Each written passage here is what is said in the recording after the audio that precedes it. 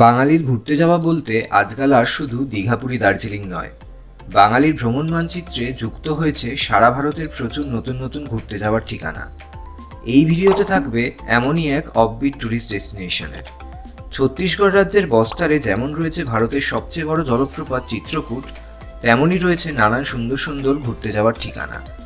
আজ আমরা চলেছি ছত্তিশগড় রাজ্যের ছোট্ট একটা হিল স্টেশন মানপাতে। মানপাতকে ছত্তিশগড় রাজ্যের সিমলাও বলা হয়ে থাকে। ছোট্ট এই পাহাড়ি হিল স্টেশনের আনাচে কানাচে রয়েছে প্রাকৃতিক সৌন্দর্য। কলকাতা থেকে মানপাত যেতে গেলে প্রথমে ট্রেনে করে পৌঁছে যেতে হবে ওড়িশা রাজ্যের ঝারসুগুড়া জাংশন স্টেশনে। হাওড়া থেকে ঝারসুগুড়া যাওয়ার বেস্ট ট্রেন হল 12130 আজাদ-হিন্দ এক্সপ্রেস আর 18005 সম্বলেশ্বরী এক্সপ্রেস। আজাদ-হিন্দ এক্সপ্রেস রাত 9:40 হাওড়া থেকে ছেড়ে সকাল 5:45 ঝারসুগুড়া পৌঁছায়, আর সম্বলেশ্বরী এক্সপ্রেস রাত 10:10 হাওড়া থেকে ছেড়ে সকাল 7:45 ঝারসুগুড়া পৌঁছায়। এই দুটো ট্রেনের টাইমিংই বেশ ভালো। সকাল সকাল ঝারসুগুড়া পৌঁছে গেলে on the way site seeing করতে করতে বিকেলের মধ্যে মানপাত পৌঁছে যাওয়া যাবে। আমরা গেছিলাম সম্বলেশ্বরী এক্সপ্রেসে। ঝারসুগুড়াতে আমাদের জন্য অপেক্ষা করছিল আমাদের আগে থেকে বুক করা গাড়ি। আমরা এই ট্রিপের জন্য একটা 7 সিটার গাড়ি বুক করেছিলাম পান্ডে ট্রাভেলসের থেকে। গাড়ি বেশ ভালো ছিল আর আমাদের ড্রাইভার দাদাও ভালো ছিলেন। খুব ভালোভাবে আমাদের 3 দিন ঘুরিয়েছিলেন। আমি পান্ডে ট্রাভেলসের কন্ট্যাক্ট ডিটেলস এই ভিডিওর ডেসক্রিপশন বক্সে দিয়ে দেবো। গাড়ি বুকিংয়ে ইনক্লুডেড ছিল ঝারসুগুড়া থেকে pick up, on the way sightseeing up to Manpat, next day মানপাতের সাইট সিইং, আর তারপরের দিন অন দ্য ওয়ে আরও কিছু সাইট সিইং করতে করতে ঝারসুগুড়াতে ড্রপ। গাড়ি করে কিছু দূর গিয়ে আমরা নিলাম ব্রেকফাস্ট স্টপ। মানপাত যাওয়ার পথে ভালো কোনো রেস্টুরেন্ট চোখে পড়ল না। আমরা যেখানে দাঁড়িয়েছিলাম সেখানে খাবার দাবার খুব একটা ভালো পেলাম না। সাউথ ইন্ডিয়ান খাবার দাবারই বেশি পাওয়া যায়, তবে ইডলি বা ধোসা কোনোটাই আমাদের মনের মতো ছিল না। ব্রেকফাস্ট সেরে আমরা বেরিয়ে পড়লাম মানপাতের উদ্দেশ্যে। ওড়িশা ক্রস করতেই গাড়ি যখন ছত্তিশগড়ে ঢুকলো, চারপাশের প্রকৃতি একদম চেঞ্জ হয়ে গেল। রাস্তার দুধারের পিকচার পারফেক্ট ল্যান্ডস্কেপগুলো দেখতে দেখতে আমরা এগিয়ে চললাম। আমাদের প্রথম সাইট সিইং স্পটে যখন পৌঁছালাম তখন বেলা 2টো বেজে গেছে। সুদ্দার বাগিচাতে রয়েছে বিশাল বড় একটা ঝর্ণা। এখানে প্রবেশ করতে কোনো এন্ট্রি ফি নেই, তবে গাড়ির পার্কিংয়ের জন্য 50 টাকা দিতে হলো। জায়গাটা বেশ সুন্দর, একদম শান্ত নিরিবিলি। ওখানে আমরা ছাড়া অন্য আর কোনো ট্যুরিস্ট চোখে পড়ল না। বেশ কিছুক্ষণ সময় কাটিয়ে আর ছবি তুলে আমরা নেক্সট গন্তব্যের দিকে এগিয়ে চললাম। একটা ইম্পর্টেন্ট ইনফরমেশান আপনাদের দিয়ে দিই। এই ট্রিপে মেন সমস্যা আমরা যেটা ফেস করেছি সেটা হলো ঠিকঠাক বাথরুমের অভাব। ঝারসুগুড়াতে নেমে সারাদিন ঘুরে সন্ধেবেলা মানপাতে পৌঁছাতে হবে। সেই ক্ষেত্রে প্রায় সারাটা দিনই গাড়িতে কাটবে। এই রাস্তায় প্রপার রেস্টুরেন্ট নেই। যে কটা রেস্টুরেন্ট আছে সেখানে ভালো বাথরুম নেই, তাই আমরা বিভিন্ন পেট্রোল পাম্প ইউজ করেছি টয়লেটের জন্য। মোটামুটি পরিষ্কার ছিল, ইউজ করার মতো।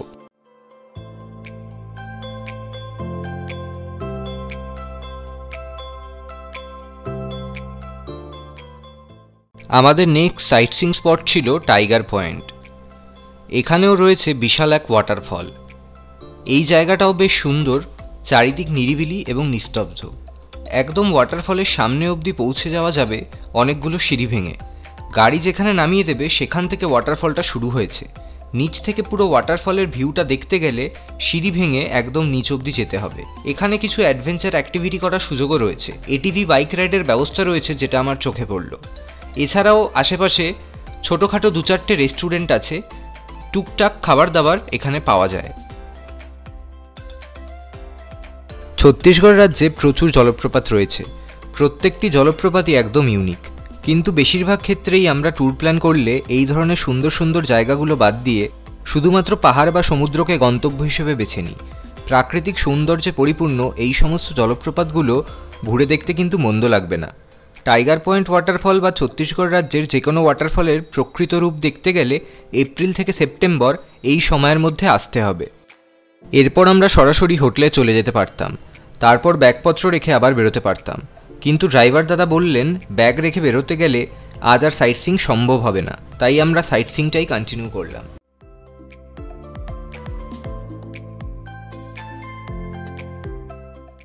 আমাদের নেক্সট গন্তব্য ছিল মাছলি পয়েন্ট। এখানেও একটা ঝর্ণা রয়েছে, তবে এই ওয়াটারফলের উচ্চতা টাইগার পয়েন্ট ওয়াটারফলের থেকে অনেকটাই কম। ছত্তিশগড় রাজ্যে এত সুন্দর সুন্দর জায়গা রয়েছে, কিন্তু ট্যুরিজমের প্রমোশন একদমই হয় না, তাই ট্যুরিস্টও হাতে গোনা কয়েকজন। আমরা যেই স্পটেই যাচ্ছিলাম সেখানে আমাদের ছাড়া আর কেউ ছিল না। ট্যুরিজমের প্রমোশন না হওয়ার দরুন জায়গাগুলো লোকাল পিকনিক স্পট হিসেবেই থেকে গেছে। তবে ট্যুরিজমের প্রমোশন অত্যধিক হোক আর একটা জায়গার প্রাকৃতিক সৌন্দর্য নষ্ট হয়ে যাক সেটাও কাম্য নয়। আমাদের ট্যুরিজম ডেভেলপমেন্ট করতে হবে, তবে পরিবেশের ক্ষতি না করে। মাছলি পয়েন্ট দেখে বেরোনোর পর শুরু হলো তুমুল বৃষ্টি, আর তার সাথে সাথে সূর্য অস্ত যেতে লাগলো ধীরে ধীরে। ড্রাইভার দাদা আপ্রাণ চেষ্টা করেছিলেন, কিন্তু সানসেট পয়েন্টে পৌঁছতে পৌঁছতে সন্ধে নেমে এলো।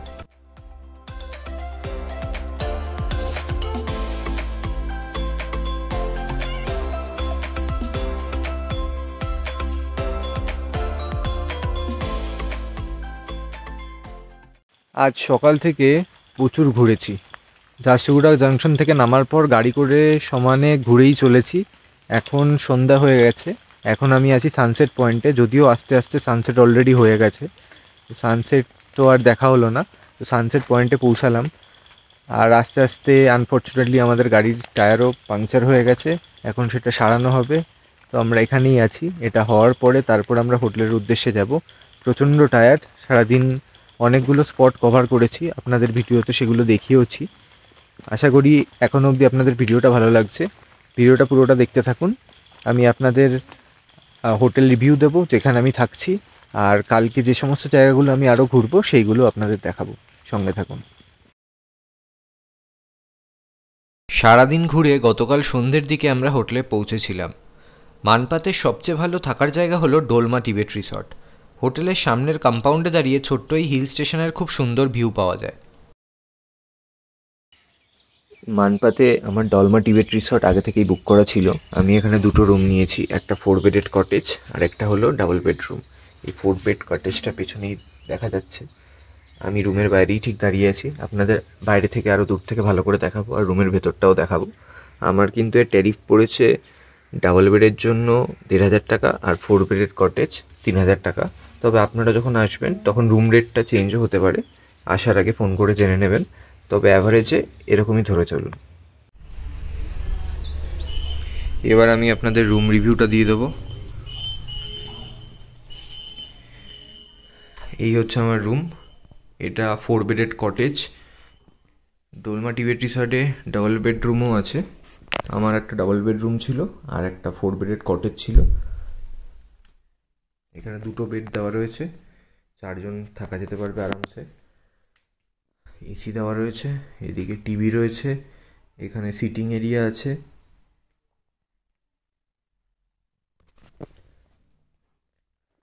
বেডের পাশে প্লাগ পয়েন্ট দেওয়া রয়েছে, যেটা সবচেয়ে সুবিধার জিনিস। অনেকগুলো প্লাগ পয়েন্টই রয়েছে চারিদিকে। এখানে একটা কাভার্ড রয়েছে, এই বাইরেও সিঙ্ক রয়েছে, আর এই হলো বাথরুম।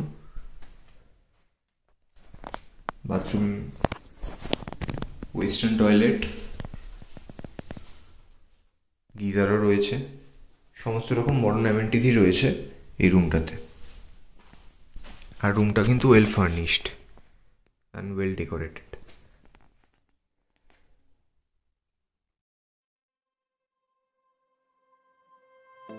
এটা হলো আমাদের বুক করা ডাবল বেডরুম। এই রুমটাও বেশ সুন্দর, রুমে সমস্ত অ্যামেনিটিসই ছিল। সাইজে একটু ছোট হলেও দুজন থাকার জন্য একদম পারফেক্ট। দ্বিতীয় দিন সকালবেলা ঘুম থেকে উঠে রিসর্টের কম্পাউন্ডে বসে বেশ কিছুক্ষণ আমরা আড্ডা মারলাম। তারপর ব্রেকফাস্ট সেরে নিলাম। মানপাত মূলত একটা টিবেটান বসতি, তাই এই জন্য এই রিসর্টে বিভিন্ন টিবেটান খাবার দাবারই পাওয়া যায়। দ্বিতীয় দিন আমাদের মানপাতের লোকাল সাইট সিন ছিল 5-6টা স্পট। একে একে আমরা সব ঘুরে নিলাম। প্রথম গন্তব্য ছিল উল্টাপানি। দ্বিতীয় দিনের সবকটা স্পটই আশেপাশেই ছিল। রিসর্ট থেকে উল্টাপানি পৌঁছতে সময় লাগলো আধ ঘন্টা মতো। এখানে প্রকৃতির নিয়মের বিপক্ষে অদ্ভুত এক ঘটনা ঘটে চলেছে। নিচের দিক থেকে ওপরের দিকে জলধারা এখানে বয়ে চলেছে, এক অদ্ভুত ঘটনা, কিন্তু এখানে আসলে এমনটাই দেখতে পাওয়া যায়। আমি এখন আছি উল্টাপানিতে। এই আমার পেছনে যে জলধারাটা দেখা যাচ্ছে, এটা কিন্তু নিচ থেকে ওপরের দিকে গেছে। মানে ভিডিওতে হয়তো ভালো করে দেখা যাবে না, তবে আমি যদি হাত দিই তাহলে বোঝা যাচ্ছে যে জলধারাটা মানে আমার সামনের দিকটা মানে যেই দিকটা নিচ পাহাড়ের নিচের দিকটা থেকে ওপরের দিকে এসছে। এটা কিন্তু ওপরের দিক, আর জলধারাটা কিন্তু ওপরের দিকে যাচ্ছে। এর কোনো এক্সপ্লেনেশন নেই, কিন্তু এখানে কিন্তু আসলে এই আশ্চর্য জিনিসটা আপনারা দেখতে পাবেন।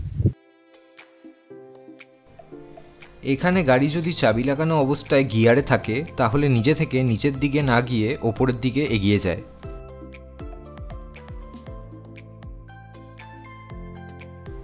মানপাতের আশেপাশের রাস্তাঘাট বেশ সুন্দর। জঙ্গলের মধ্যে দিয়ে যে রাস্তাগুলো গেছে সেগুলো খুবই ফটোজেনিক। আমরাও এরম এক রাস্তায় দাঁড়িয়ে বেশ কিছুক্ষণ ছবি তুললাম, তারপর এগিয়ে চললাম আমাদের নেক্সট গন্তব্যের দিকে। আমরা পৌঁছে গেছিলাম ঠিনঠিনি পাত্থারে। ঠিনঠিনি পাত্থারে রয়েছে কিছু ন্যাচারাল রক্স, যেগুলোতে কিছু দিয়ে আঘাত করলে বিভিন্ন মেটালিক সাউন্ড শুনতে পাওয়া যায়।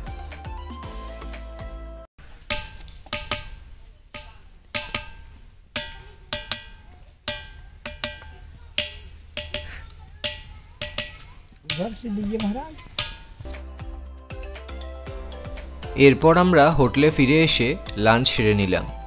ডোলমা টিবেট রিসোর্টের খাবার দাবার খুবই ভালো ছিল। দুদিনে আমরা অনেক রকম খাবার দাবার ট্রাই করেছি, কোনোটাই আমাদের ডিসঅ্যাপয়েন্ট করেনি।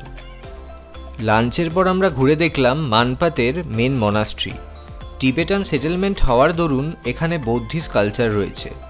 মানপাতের মেন মনাস্ট্রিটা বেশ বড়, এর ভেতরের প্রেয়ার হলও বিশাল বড়।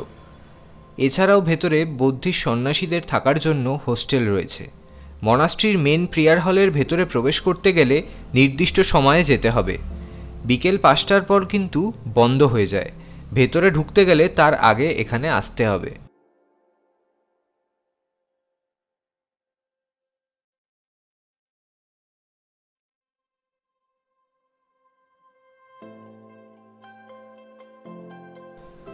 এরপর আমরা গেছিলাম জলজালিতে। জলজালি হলো একটা ন্যাচারাল বাউন্সিং ল্যান্ড। মূলত এটা একটা জলাভূমি। বিস্তীর্ণ এলাকা জুড়ে এই জলাভূমির ওপরে মাটির একটা পাতলা লেয়ার রয়েছে, তাই এর ওপর দিয়ে হাঁটলে মাটিটা কেঁপে ওঠে। হাঁটাচলা করলে পায়ের তলার মাটিটা বাউন্স হচ্ছে এরম ফিল হবে।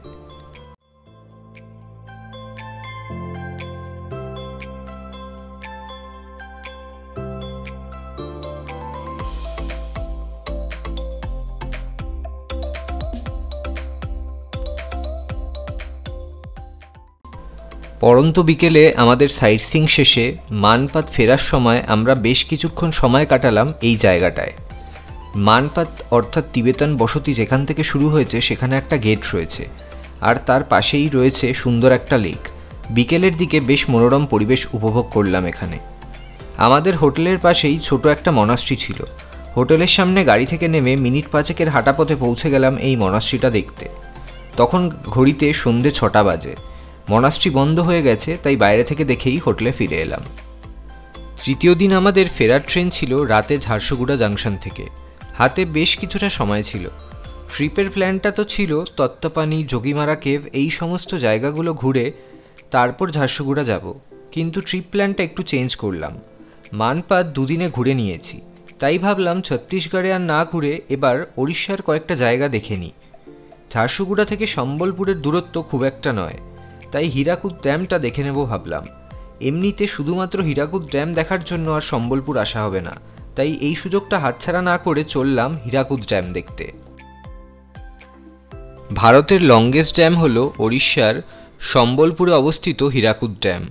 মহানদীর ওপর এই ড্যামের নির্মাণ সম্পূর্ণ হয় 1957 সালে। এখানে একটা ট্যুরিস্ট কমপ্লেক্স রয়েছে, প্রবেশ মূল্য 5 টাকা। বিশাল বড় এই ড্যামের বার্ড আই ভিউর জন্য রয়েছে ওয়াচ টাওয়ার। এছাড়াও এখানে ড্যামের যে রিজার্ভার রয়েছে সেখানে বোটিং ফেসিলিটি রয়েছে, সাথে এই ট্যুরিস্ট কমপ্লেক্সের পাশেই রয়েছে রোপওয়ে।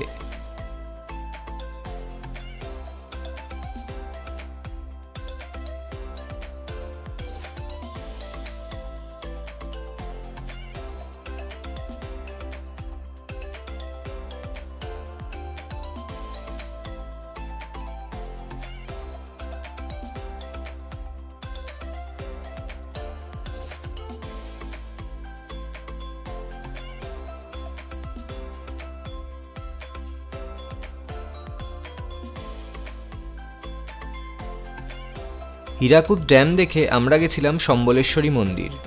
রাজা বলরাম দেবের আমলে তৈরি এই মন্দিরে প্রতিষ্ঠিত রয়েছে সম্বলপুরের অধিষ্ঠাত্রী দেবী সম্বলেশ্বরী। ওড়িশা রাজ্যের এই মন্দির খুবই জনপ্রিয় এবং জাগ্রত। মন্দিরে পুজো দেওয়ার পর ড্রাইভার দাদা আমাদের ঝারসুগুড়া স্টেশনে সময় মতো নামিয়ে দিল। 2 রাত 3 দিনের ছোট্ট একটা ট্রিপ শেষ হলো আনন্দের সাথে। ভিডিওটা তাহলে এই অবধি থাকলো। ভালো লাগলে অবশ্যই লাইক এবং শেয়ার করবেন, আর চ্যানেলে নতুন হয়ে থাকলে চ্যানেলটাকে অবশ্যই সাবস্ক্রাইব করুন। সঙ্গে থাকার জন্য ধন্যবাদ। দেখা হচ্ছে আবার আগামী ভিডিওতে।